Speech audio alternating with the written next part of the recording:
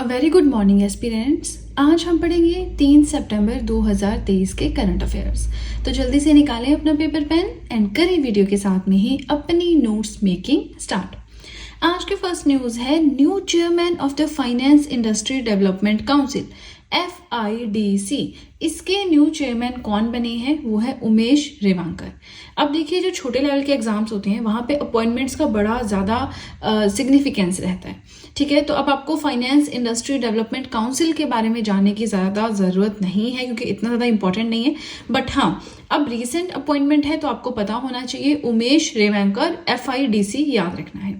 इसके अलावा कुछ और भी अपॉइंटमेंट्स हैं जो कि रिसेंटली हुई थी, थोड़ा सा उन्हें फटाफट से रिवाइज करते हैं। Chairman of CBIC central board of indirect taxes and customs, कौन बने हैं इसके चेयरमैन? संजय कुमार अग्रवाल बने हैं। नेक्स्ट आता है central vigilance commissioner of India. तो CVC क्या होता है, कितना टेन्योर है इनका, रिटायरमेंट एज कितनी होती है, मेंबर्स इसमें कितने होते हैं, स्टैट्यूटरी बॉडी है, कैसी बॉडी है, कि ये कॉन्स्टिट्यूशनल है, नॉन कॉन्स्टिट्यूशनल है, नॉन कॉन्स्टिट्यूशनल में रेगुलेटरी है या स्टैट्यूटरी है, वो सब कुछ मैंने पढ़ाया है, राइट। एंड रिसेंटली मैं पढ़ा भी रही हूँ अपनी इंडियन पॉलिटी 1 लाइनर सीरीज की प्लेलिस्ट में। तो कौन बने हैं? प्रवीण कुमार श्रीवास्तव बने हैं। ये पॉलिटी के पर्सपेक्टिव से भी बहुत इंपॉर्टेंट है। नेक्स्ट है external auditor of WHO world health organization 1948, Geneva Switzerland पढ़ते हैं ना, इंटरनेशनल लेवल के ऑर्गेनाइजेशंस जो हैं। सो एक्सटर्नल ऑडिटर बने हैं WHO के कौन? गिरीश चंद्र मुर्मू। ठीक है, चलिए सेकंड पॉइंट अगर हम देखें, सो यहाँ पे हम स्टैचू की बात करेंगे, स्टैचू ऑफ R के षणमुगम शेट्टी। ये जो इनका जो स्टैचू है, कहाँ पे उसका अनावरण रिसेंटली किया गया है? तमिलनाडु के कोयम्बटूर में। ठीक है, तो बहुत डेप्थ में नहीं आता, तमिलनाडु ही पूछेंगे, बट वैसे आपको हल्का सा पता होना चाहिए।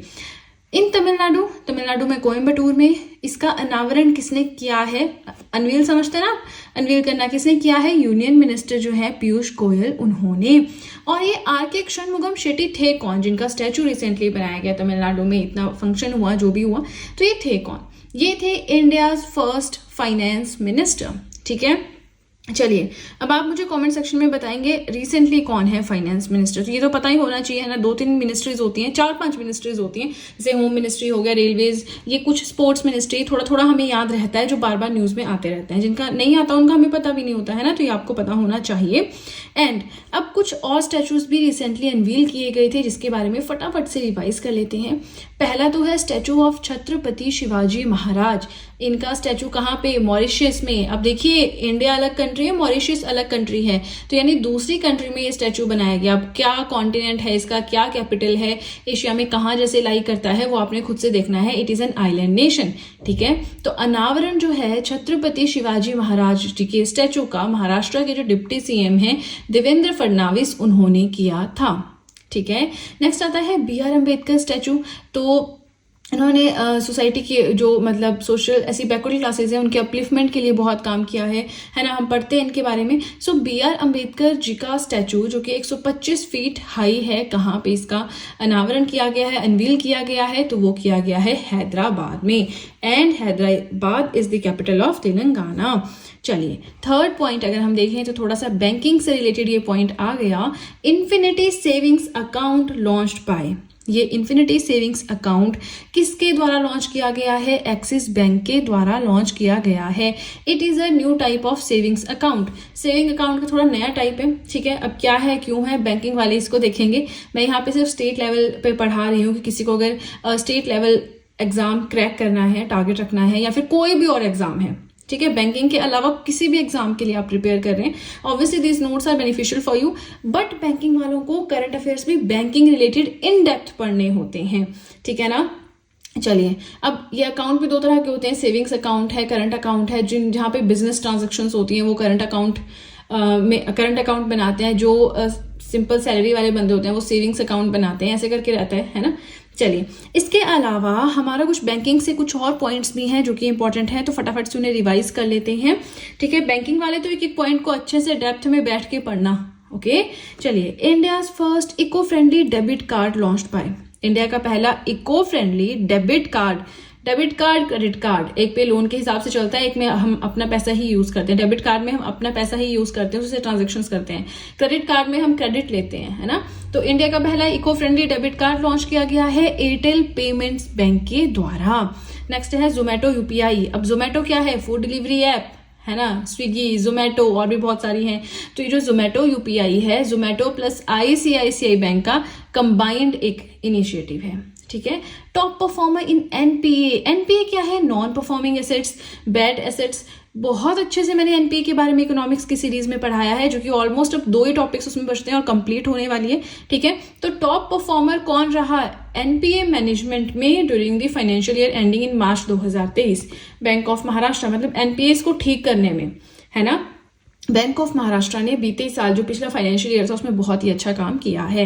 Now last but not the least, first bank in India to provide 24/7 video banking service. AU small finance bank और payments bank, differentiated banks, types of banks, cooperative, commercial, scheduled, unscheduled, सब कुछ मैंने आपको बैंकिंग में पढ़ाया है, ठीक है। नहीं आपने देखा है तो मेरे यूट्यूब चैनल पे जाके Indian economy hand written notes की प्लेलिस्ट आप देख सकते हैं। जैसे ही आप प्लेलिस्ट सेक्शन पे जाएंगे, 2nd या 3rd प्लेलिस्ट होगी वो, ठीक है ना।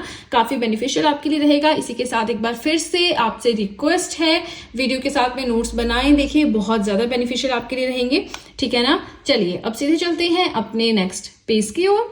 आज का 4th पॉइंट है वर्ल्ड कोकोनट डे। कब मनाया जाता है? 2 सितंबर को बनाया जाता है।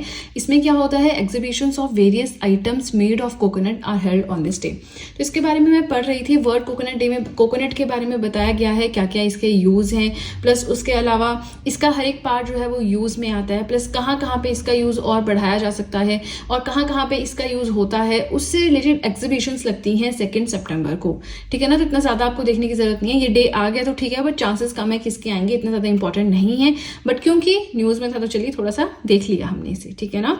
नेक्स्ट अगर हम देखें ना, this is important, principal director general of AIR all India radio and NSD news services division. AIR and NSD के प्रिंसिपल डायरेक्टर जनरल कौन बनी है? डॉक्टर वसुधा गुप्ता। ये काफी न्यूज में चल भी रहा है, अगर आप देखते होंगे, ठीक है ना, तो याद रखना है। इसके अलावा 2 और अपॉइंटमेंट्स फटाफट से रिवाइज करते हैं। कौन बनी है? MD and CEO of invest India. देखिए अब भी कि ऐसा नहीं कि 2-4 साल पहले के पढ़ा रही हूँ, ये जो रिविजन है ये पिछले 2-3 महीनों या 3-4 महीनों में हुआ है, कोई भी इवेंट, उसके बारे में हम फिर से रिवाइज कर रहे हैं। अब जैसे कि यहाँ पे हमने एक अपॉइंटमेंट पढ़ी, तो इससे रिलेटेड जो भी 2-4 अपॉइंटमेंट्स थी पीछे बीते साल में या बीते टाइम में, उन्हें हम रिवाइज कर रहे हैं, ठीक है। सो इन्वेस्ट इंडिया के MD एंड CEO कौन बने हैं? Manmeet K Nanda. And sail steel authority of India limited, इसके चेयरमैन एंड MD कौन बने हैं? अमरेंदु प्रकाश, ठीक है, तो याद रखना है। नाउ 6th पॉइंट अगर हम देखें तो इससे रिलेटेड मैंने पोस्ट भी की थी, ठीक है। नाउ ये क्या है? The warship Mahendragiri launched at. Warship आप समझते हैं, ठीक है, महेंद्रगिरी उसका नाम है। इसको लॉन्च किया गया कहाँ पे? वॉरशिप है मतलब लड़ाकू जो शिप्स होती हैं, है ना, कहीं पे फाइट वगैरह हो जाए तो वहां पे इनका रोल रहता है। तो इसको लॉन्च किया गया मुंबई में। ये बनाई गई है Mazagon dock ship builders limited के द्वारा। ये जो इवेंट हुआ जहां पे इसे लॉन्च किया गया, चीफ गेस्ट रहे वाइस प्रेसिडेंट जगदीप धनखड़, इनकी वाइफ ने ही इसे इनॉग्रेट किया है। एंड ये जो महेंद्रगिरी है, it is a mountain peak in the Eastern Ghats in Odisha, तो बस उसी के नाम पे इस वॉरशिप का नाम रखा गया है, ठीक है ना। अगेन वीडियो के साथ में नोट्स बनाएं, देखिए आप ही के लिए इंपॉर्टेंट रहेंगे, तो कामचोरी नहीं करनी है। हम मैगजीन खरीद लेंगे, हम बाद में पढ़ लेंगे, अभी स्क्रीनशॉट ले लेते हैं, नहीं, वीडियो के साथ में नोट्स बनाएं। एक कॉन्फिडेंस की फीलिंग आपको आएगी, एक सेटिस्फेक्शन की फीलिंग आएगी कि नहीं अब मैं डेली एटलीस्ट करंट अफेयर्स तो पढ़ रहा हूँ, अगर कुछ और नहीं कर रहा हूँ, ठीक है ना। चलिए 7th पॉइंट हमारा है इंटरनेशनल एरोस्पेस कॉन्फ्रेंस। कहाँ पे हुई है? ग्वालियर मध्य प्रदेश में हुई है। मध्य प्रदेश लैंडलॉक्ड स्टेट है इंडिया में। और कौन कौन सी लैंडलॉक्ड स्टेट्स हैं देखें, यहाँ से इस तरह के क्वेश्चंस आ जाते हैं, ठीक है ना। तो हर एक स्टेट की एटलीस्ट मोटा मोटा बाउंड्री का आपको आइडिया होना चाहिए। ना ये जो इंटरनेशनल एरोस्पेस कॉन्फ्रेंस है ऑर्गेनाइज की गई by ministry of civil aviation and CII, confederation of Indian industries. ये जो इंटरनेशनल एरोस्पेस कॉन्फ्रेंस है, this is a G20 initiative in aerospace sector. G20 की प्रेसिडेंटशिप इंडिया के पास है। अगले साल कहाँ होगी, उससे अगले साल कहाँ होगी, पढ़ाया है मैंने आपको, आई थिंक कल की न्यूज में पढ़ाया है या परसों की न्यूज में, है ना। तो ये उसी G20 का इनिशिएटिव है एरोस्पेस सेक्टर के लिए। मेन एम क्या है? To promote trade and investment among G20 countries, जितने भी G20 नेशंस हैं उनके बीच में ट्रेड एंड इन्वेस्टमेंट को बढ़ाना। इस कॉन्फ्रेंस के अंदर टोटल 5 सेशंस होंगे और हर एक सेशन में डिफरेंट इशू को डिस्कस किया जाएगा, ठीक है ना। चलिए, सेकेंड पेज का लास्ट पॉइंट है हमारा सुपर टाइफून साओला। सुपर टाइफून है साओला, चाइना में आया है, बहुत डिस्ट्रक्शन कर रहा है। 180 डिग्री एंड 100 डिग्री ईस्ट के बीच में ये आपको मिलेंगे, जो हमारा नॉर्दर्न हेमिस्फीयर है वहां पे।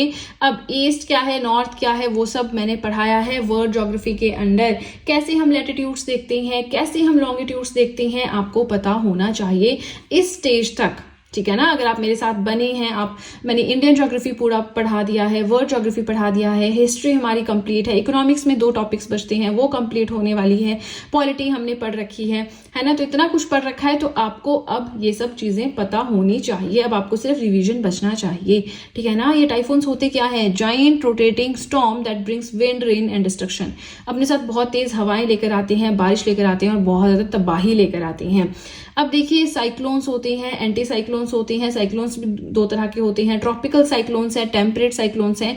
तो ये जो टाइफून्स होते हैं, हरिकेन्स होते हैं, ये ट्रॉपिकल साइक्लोन्स में आते हैं। वर्ल्ड ज्योग्राफी में मैंने पढ़ा दिया है, बाकी वर्ल्ड ज्योग्राफी जो हमारी 1 लाइनर सीरीज है उसमें भी हम इसे डिस्कस करेंगे, ठीक है। चलिए, इसी के साथ हमारा सेकेंड पेज हुआ कंप्लीट। अभी और भी थोड़े से पॉइंट्स पढ़ने हैं, कोशिश कर रही हूँ ज्यादा से ज्यादा पॉइंट्स आप तक लेकर आऊं ताकि आपको इधर उधर ना भटकना पड़े। तो बस आप ध्यान दें, आराम से सुनते रहें जो मैं पढ़ा रही हूँ। और चलिए अब सीधे चलते हैं अपने नेक्स्ट पेज की ओर।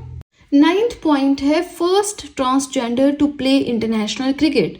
अंतरराष्ट्रीय स्तर पे क्रिकेट खेलने वाली पहली ट्रांसजेंडर कौन बनी है या कौन बनेंगी, डैनियल मैकगे बनेंगी, ठीक है। वुमेन है, कनाडा से हैं और ये एक्चुअल में जो फाइनल टूर्नामेंट होता है उसे प्ले नहीं कर रही हैं फिलहाल। जो क्वालिफाइंग टूर्नामेंट है for 2024 women's T20 world cup जो कि बांग्लादेश में है, वहां पे उसके लिए क्वालिफाइंग टूर्नामेंट, जैसे ओलंपिक्स होते हैं तो उसके लिए पहले क्वालिफाइंग इवेंट होते हैं, आपको क्वालिफाई करना होता है ओलंपिक्स के लिए, है ना। प्रॉपर गेम्स एक तरह से होती हैं, वहां पे आपको क्वालिफाई करना होता है, फिर आप कॉमनवेल्थ में जाते हो, ओलंपिक्स में जाते हो। तो वैसे ही क्वालिफाइंग टूर्नामेंट है कि whether you qualify to play this event और नॉट, है ना, ठीक है। 10th पॉइंट अगर देखें, presidential election in Singapore won by. पहले तो आप भाई सिंगापुर देख लें मैप पे कहाँ पे है, नहीं पता तो रट रट के कुछ नहीं होने वाला है, ठीक है। सिंगापुर कहाँ पे लाई करता है मैप पे वो देखें। अब न्यूज ये है कि प्रेसिडेंशियल इलेक्शन सिंगापुर में कौन जीता है, थर्मन शनमुगारत्नम। अब देखिए पूरा नाम साथ में है बट हम इजीली प्रोनाउंस कर सकें शनमुगारत्नम, इसलिए मैंने थोड़ा अलग अलग लिखा है, बट ये थर्मन अलग है और शनमुगारत्नम एक साथ में है। अब हम क्यों पढ़ रहे हैं सिंगापुर के प्रेसिडेंट कौन बने। देखिए वैसे तो हम अपनी नेबरिंग कंट्रीज का पढ़ते ही हैं, है ना, यूएसए का, यूके का हम देखते हैं। उसी के साथ में पहली बात तो सिंगापुर हमारे कॉन्टिनेंट में ही है। सेकेंडली ये जो पर्सन है ये इंडियन ओरिजिन इकोनॉमिस्ट है। अब कहीं भी इंडियन ओरिजिन की अपॉइंटमेंट होती है तो फिर हम लोगों के लिए जो सरकारी नौकरी की तैयारी कर रहे होते हैं उनके लिए ये पॉइंट्स इंपॉर्टेंट हो जाते हैं। सिंगापुर की बात करें, it is an island nation situated in Asian continent, it's capital is Singapore city, ठीक है। 11th पॉइंट अगर हम देखें तो देखिए यहाँ पे 2 पॉइंट्स आप देख रहे होंगे, दोनों ही अपॉइंटमेंट्स हैं, तो इनको एज इट इज याद कर लो। जो छोटे लेवल के एग्जाम्स होते हैं वहां पे ये अपॉइंटमेंट्स पूछी जाती हैं, बाकी जो हाई लेवल के होते हैं वहां पे इश्यूज से क्वेश्चन पूछा जाता है, ठीक है। सो कौन बना है secretary of ministry of mines, VL Kantha Rao, as it is याद कर लो और कुछ नहीं समझना इसमें, ठीक है। Principal director general of PIB, what is PIB, press information bureau, कौन बनी है इसके principal director general Manish Desai, okay. चलिए 13th पॉइंट अगर हम देखें, so the panel on one nation one election will be headed by. Panel कहीं एक तरह से मीटिंग, कहीं मीटिंग हुई है on the one nation one election concept, तो इसके हेड कौन रहे, रामनाथ कोविंद रहे, ठीक है। अब वन नेशन वन इलेक्शन का क्या मतलब है, तो नाम से ही लग रहा है कि जब एक देश है तो इलेक्शन भी एक ही बार हो, कुछ ऐसी बात हो रही होगी। चलिए देखते क्या है। So it means holding the Lok Sabha and state assembly polls simultaneously across the country like it was in the first few rounds of election। यहाँ पे बात ये कर रहे हैं कि जैसे लोकसभा के लिए इलेक्शंस होते हैं, स्टेट असेंबली के लिए इलेक्शंस होते हैं, तो वो सारे देश में एक साथ नहीं हो, अलग अलग में नहीं हो कि पहले लोकसभा इलेक्शंस हो रहे हैं फिर स्टेट में स्टेट असेंबली के लिए इलेक्शंस हो रहे हैं, कभी गुजरात में हो रहे हैं, कभी उत्तराखंड में हो रहे हैं, कभी महाराष्ट्र में हो रहे हैं, तो ऐसा नहीं एक साथ ही सारा हो, ये कंसेप्ट है। अब ऐसा जो है जैसे स्टार्टिंग में इलेक्शंस जब स्टार्ट हुए थे इंडिया में, इंडिया इंडिपेंडेंट हुआ उसके बाद में यहाँ पे स्टार्टिंग के कुछ राउंड्स जो थे उनमें इसी तरह का ये कंसेप्ट जो है वो फॉलो किया जाता था, चलिए, ये भी पढ़ लिया वन नेशन वन इलेक्शन। अब हम पहुंच गए हैं अपने लास्ट पॉइंट की ओर। ध्यान से सुनिएगा। आई नो वीडियो लेंथी हो गया है, आपका पेशेंस भी जवाब दे रहा होगा, बट ये आप ही के भले के लिए, ठीक है। लास्ट पॉइंट है India top chess player in latest fight rankings. Latest fight rankings recently release की गई हैं, जिसके हिसाब से इंडिया का टॉप चेस प्लेयर कौन बना है? डी गुकेश, ग्रैंड मास्टर है। फाइट क्या है? इंटरनेशनल चेस फेडरेशन है, ठीक है ना। अब देखिए, आज हमें जितने पॉइंट्स कवर करने थे वो हमने कर लिए हैं। अब आपको वीडियो कैसी लगी है आप मुझे कमेंट सेक्शन में बताएं। कोई फीडबैक देना चाहते हैं आप वो भी दे सकते हैं, और वीडियो को एंड तक देखा करें। हर एक एस्पेक्ट जो मैं समझाती हूँ उसे समझा करें, ठीक है। इसी के साथ देखिए, इकोनॉमिक्स के हमारे 2 ही टॉपिक्स बचते हैं। कोशिश कर रही हूँ कि फटाफट उन्हें कंप्लीट करवा दूँ, सो दैट हम फिर अपना फोकस बाकी के सब्जेक्ट्स पे करें, ठीक है ना। चलिए, तो आज के लिए इतना ही। वीडियो पसंद आए तो लाइक जरूर कीजिएगा, चैनल को जरूर सब्सक्राइब करें, बेल आइकन को प्रेस करें, सो दैट मैं जैसे कोई वीडियो अपलोड करूं सबसे पहले नोटिफिकेशन आपके पास पहुंचे। प्लस जो भी आपके फ्रेंड्स हैं जो भी गवर्नमेंट एग्जाम्स के लिए प्रिपेयर कर रहे हैं, उनके साथ भी मेरे चैनल का लिंक जरूर शेयर करें, so that in hand written notes का उन्हें भी कुछ फायदा हो सके। तो चलिए फ्रेंड्स, आज के लिए इतना ही। अब हम मिलेंगे नेक्स्ट वीडियो में। So that's it and see you soon.